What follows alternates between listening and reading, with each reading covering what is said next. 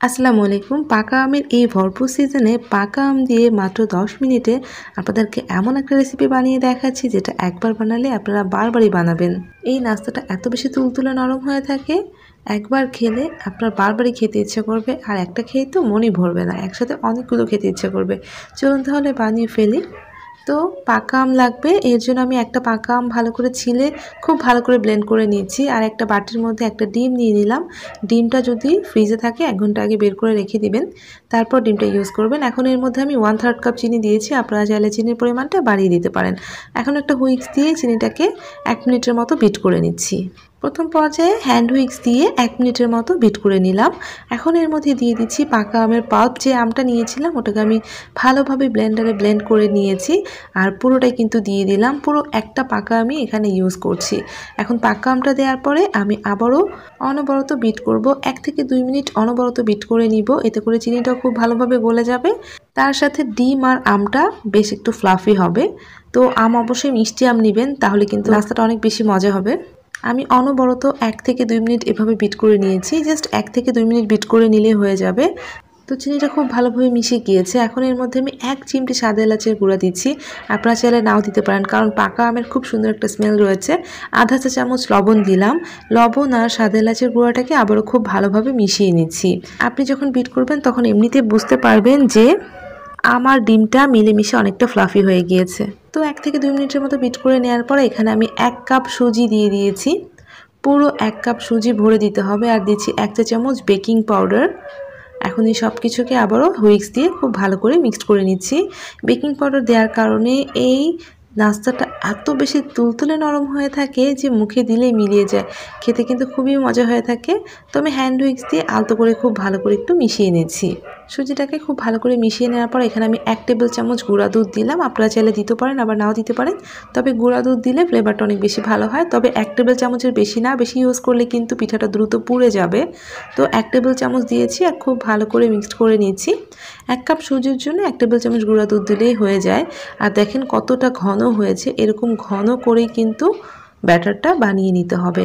আমি খুব ভালো করে মিক্সড করে নিয়েছি। দেখেন এরকম ঘন হতে হবে। খুব ভালো করে মিশিয়ে নেওয়া হয়ে গিয়েছে। আর এই ব্যাটারটা এরকম ঘন করে বানিয়ে নিতে হবে। আমি হুইস্কটাকে সরিয়ে ফেলে এখন 10 মিনিটের জন্য ঢেকে রেখে দিব, এতে করে সুজিটা আরও অনেকটা ফুলে যাবে। তো 10 মিনিট পরে আমি আপনাদেরকে ঢাকনাটা খুলে দেখাচ্ছি। দেখেন সুজিটা কিন্তু অনেকটা ফুলে যেয়ে আরও অনেক বেশি ঘন হয়ে গিয়েছে ব্যাটারটা। ঠিক এরকমটাই হতে হবে। দেখেন ব্যাটারটা কতটা ঘন হয়ে গিয়েছে, আর ব্যাটারটা এমন ঘনই হতে হবে। তো এখন ভাজতে চলে যাচ্ছি। চুলে আগে থেকে তেল গরমে বসিয়ে দিয়েছিলাম।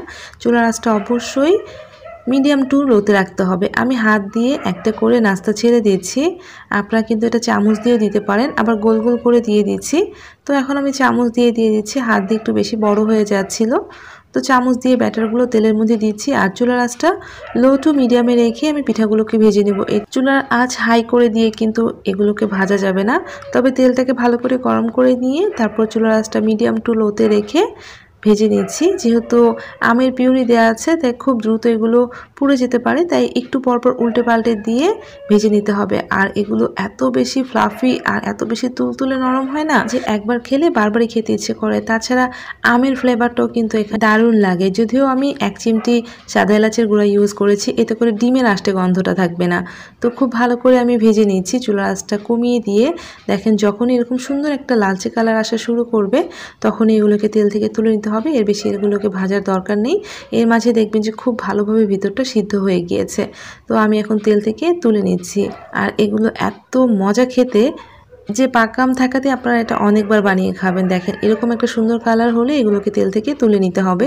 পাকা আমের কারণে এগুলো এত বেশি তুলতুলে নরম হয় যে আপনি ভাজার সময় বুঝতে পারবেন যেটা কতটা তুলতুলে নরম হয়েছে। তো আমি এভাবে সবগুলো ভেজে তুলে নিচ্ছি, আর বাকি যেগুলো ছিল সেগুলোকেও তেলের মধ্যে দিয়ে খুব ভালো করে ভেজে নিচ্ছি। তো সবগুলো ভেজে আমি একটা সার্ভিং প্লেটে নামিয়ে নিয়েছি। গরম গরম না, এগুলো ঠান্ডা খেতে অনেক বেশি মজা লাগে।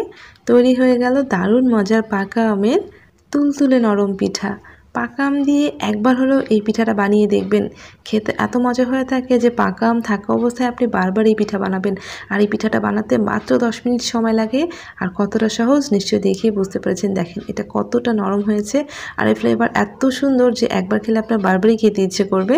আশা করব রেসিপিটা ভালো লাগবে, আর ভালো লাগলে প্লিজ রেসিপিটাতে একটা লাইক দিয়ে যাবেন। আর এমন আরও রেসিপি পাওয়ার জন্য প্লিজ চ্যানেলটা সাবস্ক্রাইব করে সাথেই থাকবেন। সবাই ভালো থাকবেন। আল্লাহ হাফেজ।